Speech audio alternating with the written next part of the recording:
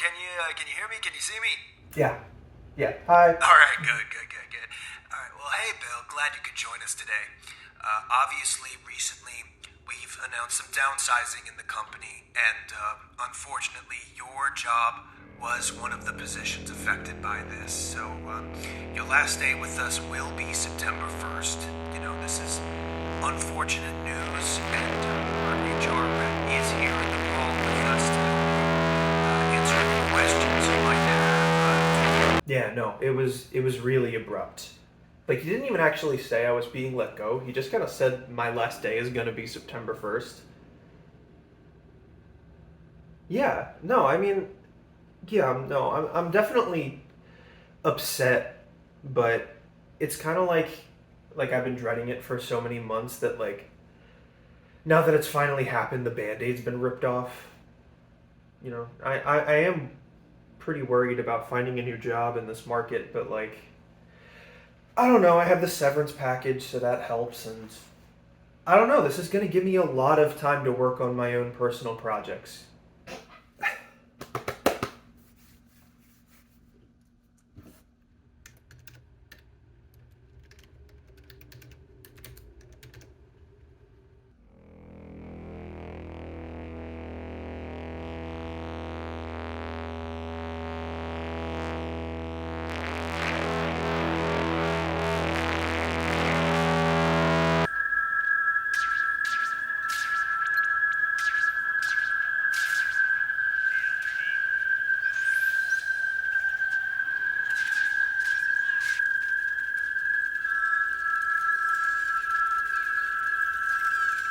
Hi, Phil. Glad you could join us today. So, this is a good news call. We were very impressed with your interviews, and we would like to offer you a position with us. So, obviously, you don't have to give an answer right away. Thank you. No, I definitely would like to accept. Thank you.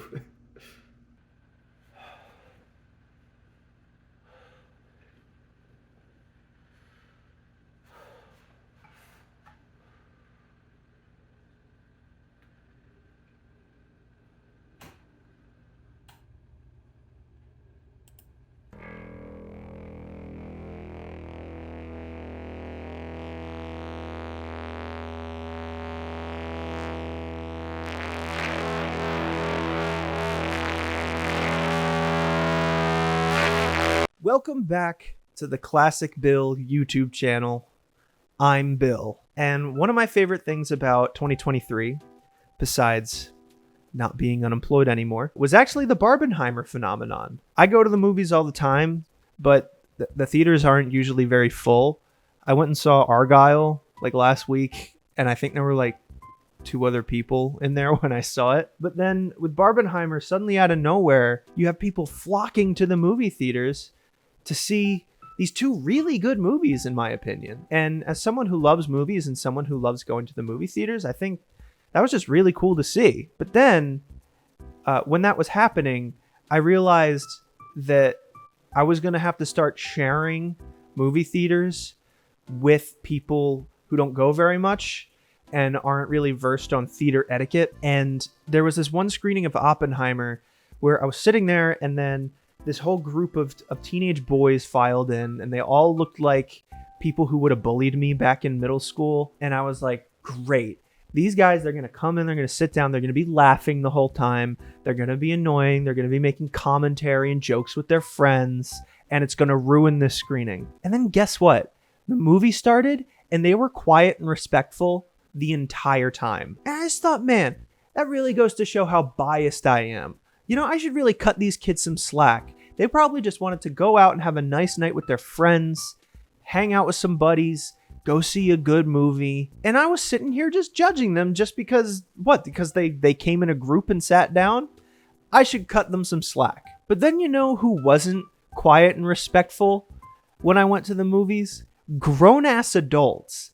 I remember I went and I saw this horror movie, Talk to Me, with my wife one night, and there was this lady in the same row as us, fully grown adult, probably like 10 to 20 years older than us. She was on her phone the entire time, brightness turned all the way up, notification ringer on. Who has has their notification ringer on still? Just put it on vibrate, you freak. So every time she got a text, we all knew about it. We all had to sit and watch her respond because her brightness is brighter than the screen that's in front of us. And I just think it's so ironic. All you hear from these older people is like, oh, kids these days, they're so entitled and they're always on their phones and they're spoiled little brats. They want their participation trophies. And then they'll turn around and they'll pull shit like that and they're on their phone the whole fucking movie. We both paid to be here. Why aren't you watching the movie you paid for? And it's like this whole generation of older Americans who are just these entitled hypocrites who love to fling criticism at anyone except themselves. You know, as soon as anyone else starts to criticize them, it's like, oh, this generation, they're all spoiled brats. And yet they're the ones who've been running our country for the last 50 years, plunging it into chaos so they can turn a quick buck. Anything so they can make a profit. Fuck future generations. Fuck the kids. Fuck anyone else. As long as I'm good, that's all that matters. Pisses me the fuck off. Anyway, here are my favorite movies of 2023.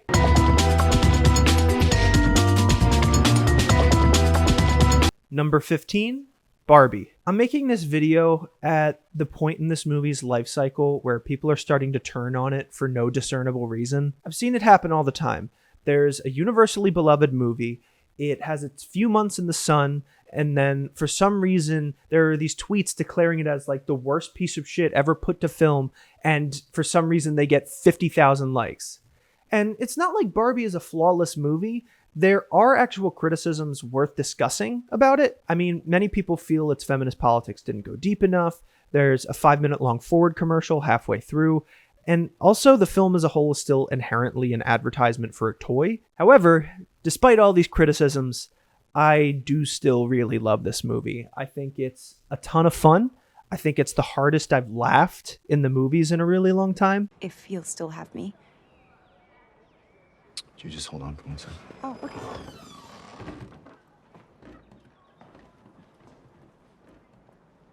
Sublime! And I really like how they physically built all of the sets. You know, they all look kind of plastic. Greta Gerwig has said in interviews that she wanted the film to look authentically artificial, and I think she thread that needle beautifully. It looks like a dollhouse without feeling cheap. It's stylized without feeling corny. And when the film actually wants to pack an emotional punch, it hits you with everything it's got. I am not ashamed to say that the Barbie movie had me crying in the theater. I think it's genuinely impressive what Greta Gerwig managed to pull off within the confines of a big budget studio film using an extremely established IP like Barbie. This could have been boring, cookie cutter corporate schlock just like tons of other big budget movies that came out last year, but instead she delivered something funny, interesting, colorful, and fun. And I think that deserves recognition. Number 14, No One Will Save You. I was unfortunately not able to see this movie in a theater since Disney and 20th Century Studios opted to just chuck it onto Hulu like a sock in a laundry bin. But I still really enjoyed this experience. The premise of No One Will Save You is pretty simple. A woman defends her home from alien invaders. That's it. But the execution of that premise is so thrilling that the film elevates way beyond your expectations. There's I want to say gimmick, but it sounds negative. I mean it in a positive way. There's a gimmick with this movie in that there's only one spoken line of dialogue. The film achieves this because most of the time the protagonist is completely by herself. Due to plot reasons I don't want to spoil, no one else in her town will talk to her. So she has to take on alien invaders completely by herself. And in that way, the aliens kind of become like an extended metaphor for isolation and guilt. And since the whole movie is just this one woman in this one house, the filmmakers had to get really creative with the way that they provide information to the viewer. And they had to ensure that the framing was compelling and interesting so you don't get bored of this one location. And it's just one of those movies that takes you by surprise, you know? I just think it really fucking rules. Like, absolutely check this out if it sounds interesting to you. Like I said, it's on Hulu, and it definitely deserves your attention more than a lot of the other stuff that's on streaming platforms. Number 13, The Royal Hotel. The Royal Hotel is genuinely one of the most unique horror films I've ever seen. And that's because all of the horror is real. What do I mean by that?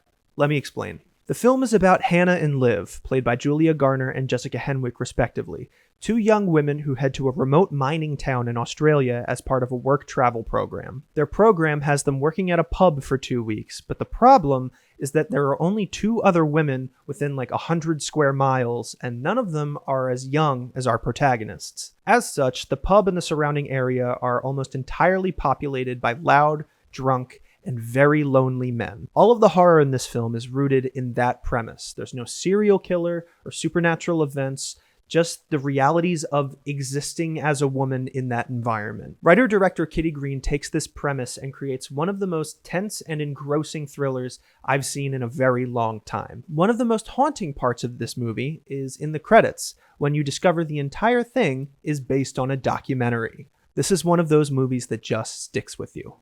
Number 12, Skinamarink. Going from one fantastically unique horror film to another, Skinamarink is the feature debut of writer-director Kyle Edward Ball, and what an incredible debut to have. It's kind of hard to describe Skinamarink, but it basically goes like this. Two kids wake up in the middle of the night to discover their father has disappeared, along with all of the doors and windows in their house. With no way out of their home, the kids are left to their own devices, and they start to realize that there might be something inside of their house along with them. What makes this film so interesting is the way it's shot and edited. For starters, you never see anyone's face. The camera seems to want to show us anything besides the actual horror taking place, which makes these short glimpses that we actually do get all the more terrifying. Instead, we get a lot of shots of the ceiling, the walls, the carpet, various small details around the house, the kinds of things that children would fixate on when their imaginations are getting the better of them. The real horror of Skinamarink is in what we don't see. Like the kids, we're left to our own devices as viewers, trying to imagine what kind of paranormal phenomenon could possibly be taking place here. To some people, this is just a movie with a bunch of shots of architecture. To me, it's one of the freshest horror films I've seen in the last decade. Number 11, The Boy and the Heron. The Boy and the Heron became a lot more interesting for me when I realized how autobiographical it was for Hayao Miyazaki. Maybe it was obvious to some people, but I'm not as versed on my Studio Ghibli, so I didn't know how similar the protagonist Mahito was to Miyazaki himself until I'd already seen it. So all of the film's talk of creating worlds and all the responsibility and legacy that comes with it, that becomes an extremely interesting commentary for Miyazaki on how he spent his life and the art he's created. What results is a master of his craft reflecting on the craft itself, and we as viewers get treated to one of the most gorgeous and thought-provoking animated films ever made, in my opinion at least. I think the film really speaks for itself, so I don't have a ton more to say about it, aside from the fact that I really miss hand-drawn 2D animation, and I really, really, really wish it would make a mainstream comeback. Number 10, Blackberry. I have this incredibly niche affinity for biopics about shitty people making tech products. It started with The Social Network, then it was Steve Jobs, and now it continues with Blackberry. This is a drama? Comedy? Both? I guess both, about the rise, success, and fall of the BlackBerry brand of phones. I mean, that's about it. It's not a particularly complicated story, but it's written, acted, shot, edited, and directed in such an electrifying way. I mean, that's the main word that I think of when I think about this movie, is electrifying. It's equal parts hilarious, tense, and tragic. It's equal parts hilarious,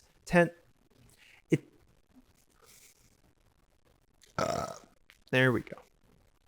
That's what I needed. It's equal parts hilarious, tense, and tragic, bolstered by a career-defining performance from Glenn Howerton. I don't know, I'm trying to think about more things to say about it, but the only thing that really comes to mind is swear to God, I didn't mean to do that. The only thing that comes to mind is this movie is really good, and if you typically like this kind of movie, you absolutely should check it out. Number 9, Godzilla Minus One. This is one that really took me by surprise. I've always been passively interested in the American Godzilla movies, but I've never really ventured beyond those. Seemingly out of nowhere, I started reading online about this new Godzilla movie that's apparently one of the best movies of the year, and people were crying in the theaters, and it's a beautiful metaphor for PTSD and grief and learning to love life again. So I thought, okay, I need to check this movie out. And guess what? It was one of the best movies of the year. And I did cry in the theater. And it was indeed a beautiful metaphor about PTSD and grief and learning to love life again. It was astounding to me what a Godzilla film could actually be after seeing nothing but the American ones. I mean, those are okay. They're passable. But this just blows every single one of them out of the water. No pun intended. I thought it was especially ironic that everyone complains about the human characters in the American films, but in Minus One, I couldn't get enough of them.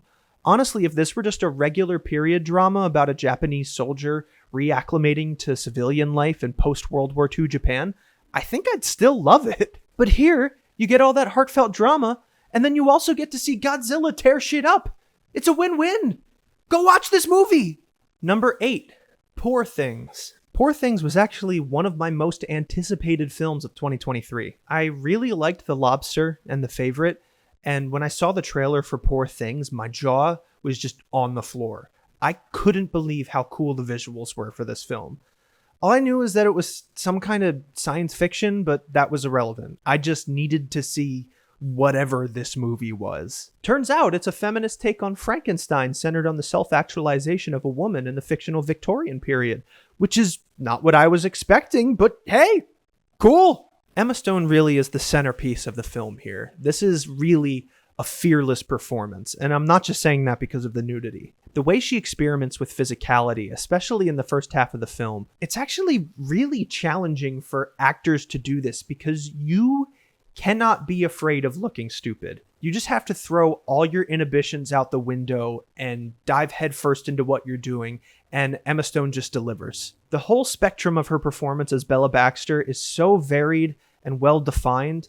Not to say that the other performances aren't great either. Willem Dafoe, Mark Ruffalo, Rami Youssef, Christopher Abbott, Gerard Carmichael, they all do a fantastic job fleshing out the world that Bella explores. Obviously, the production design and costuming for this movie are just incredible. Just look at this stuff.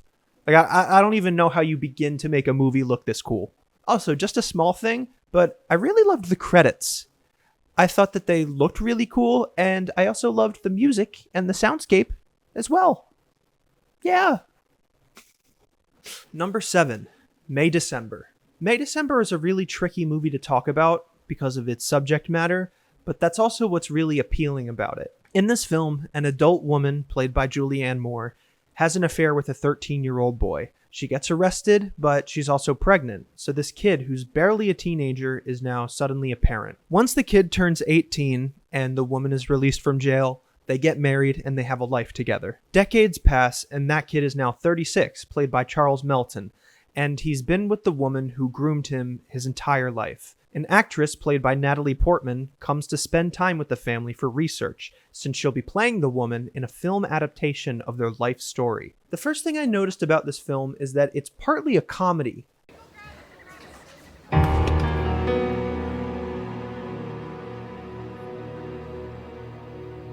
don't think we have enough hot dogs.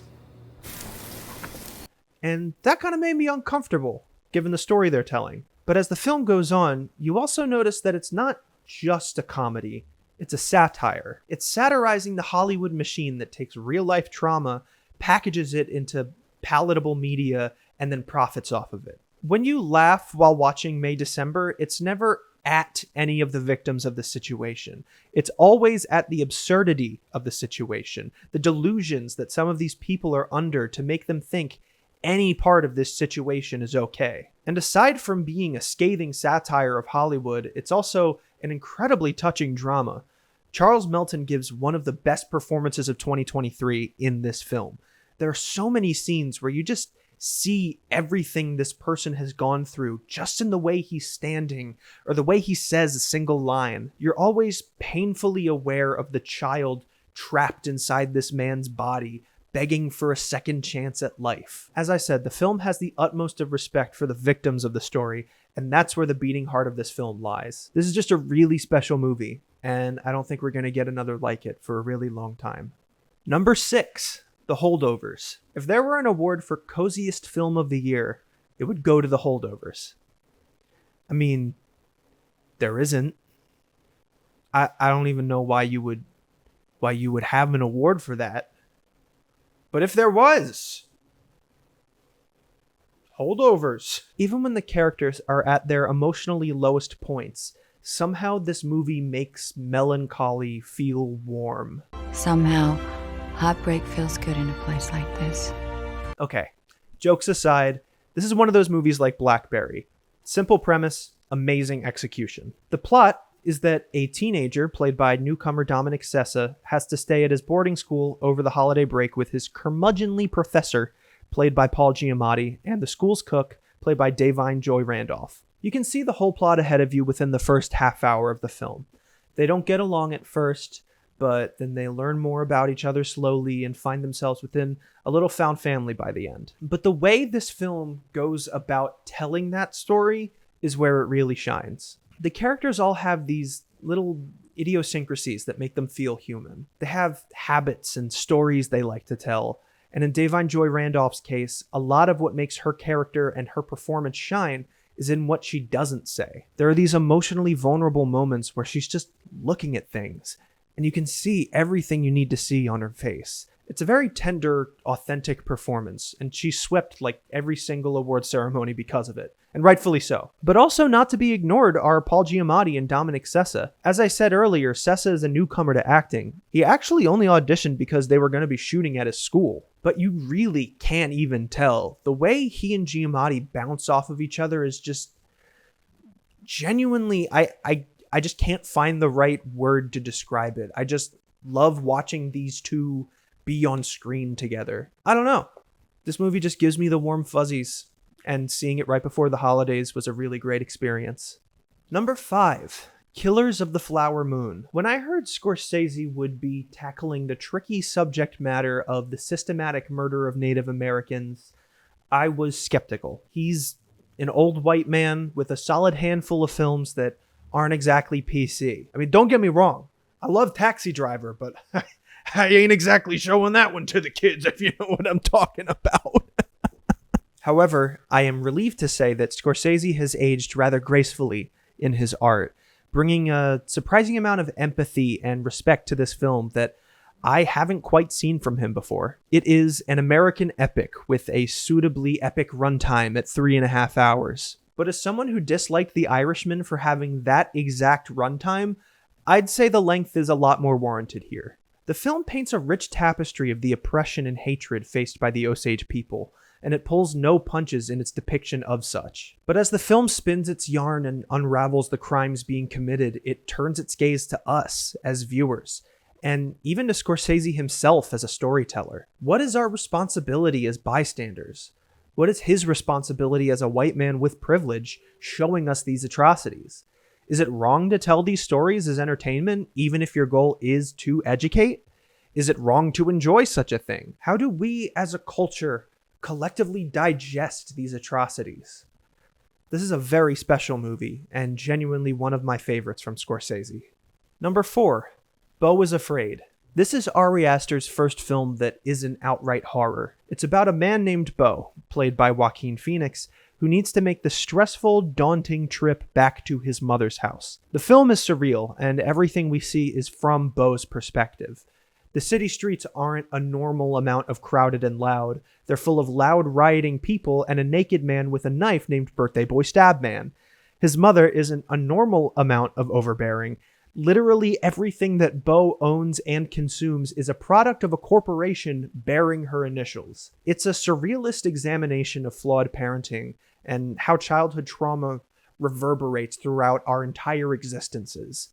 It's funny, absurd, anxiety-inducing, and full of moments that will have you thinking, I don't know if I want to laugh or groan in discomfort. Joaquin Phoenix is one of my favorite actors, and he crushes it.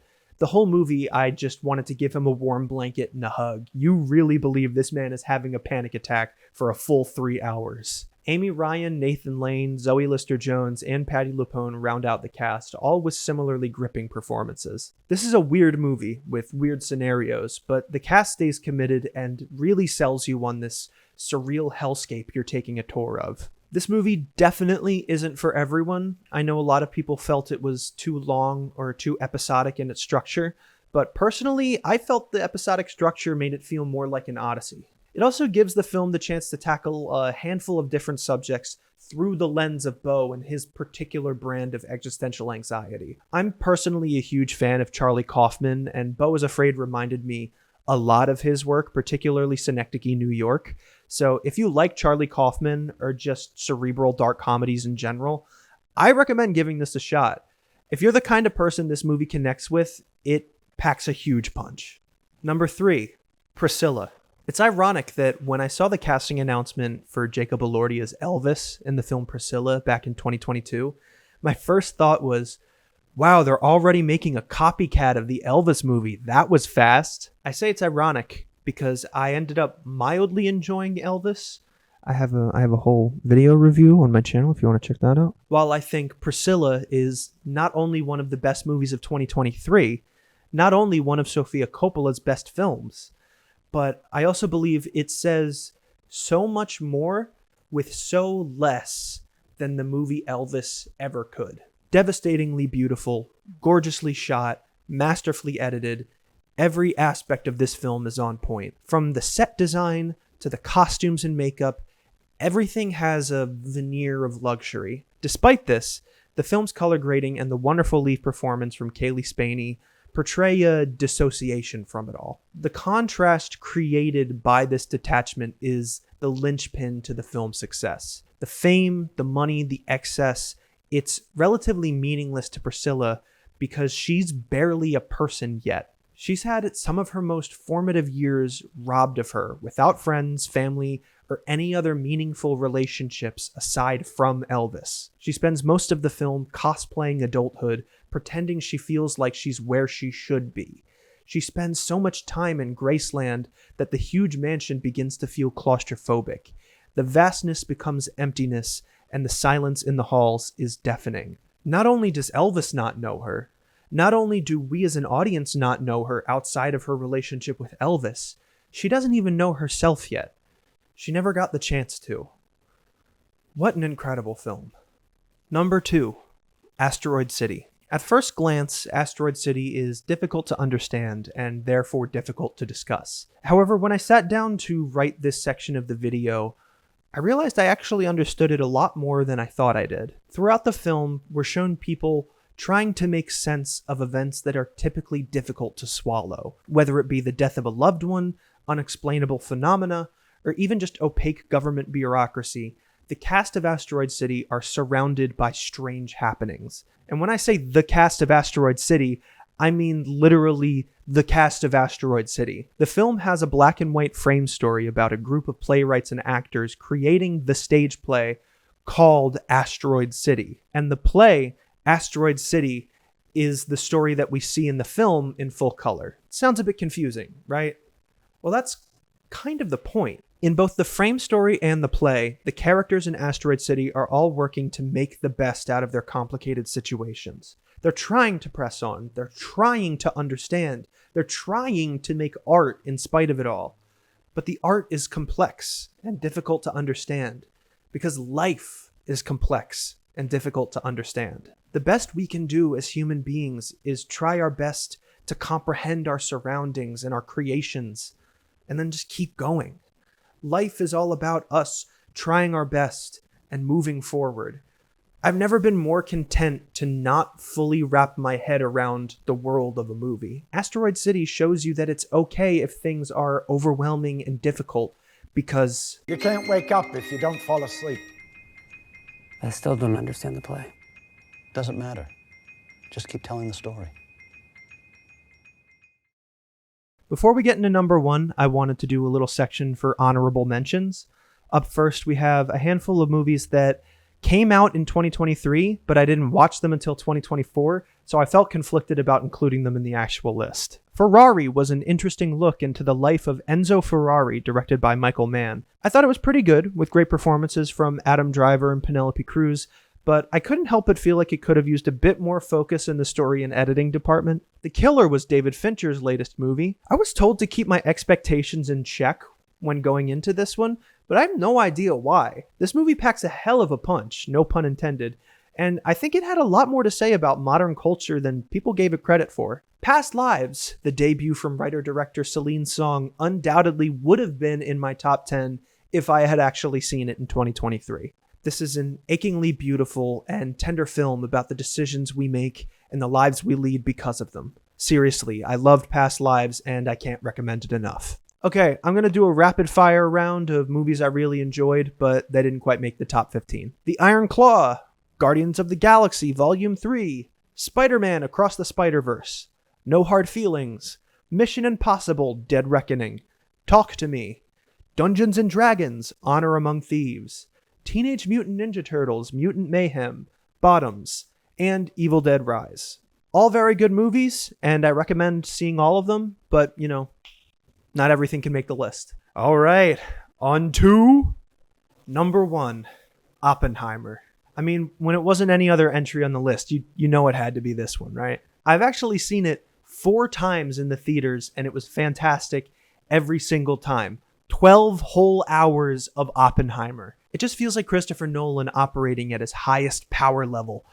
I'm not sure if this is my favorite of his, but it's definitely up there with Interstellar, The Dark Knight, and Memento. That's right, I'm an Interstellar defender. Don't at me. I don't even know particularly what it is about it that compels me so much. I suppose it's more of the collective whole, the way all of the disparate subplots and themes come together to form a walloping end scene that just washes over you. I particularly like how the last third of the film is dedicated to how the United States celebrates its scientists when they're useful and then discards them as soon as they're not anymore. Feels particularly timely. But yeah, I don't even know how you would begin to make a biopic about a physicist this cinematic, this engrossing, and this watchable.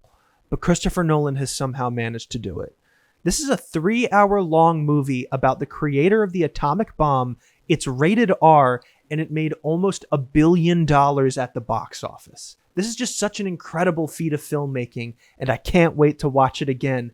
That's right, 15 hours of Oppenheimer, baby! And with that, we have my 15 favorite movies of 2023. Just remember that these are my personal favorites and not yours. And if you try to disagree with me, I'll kill you.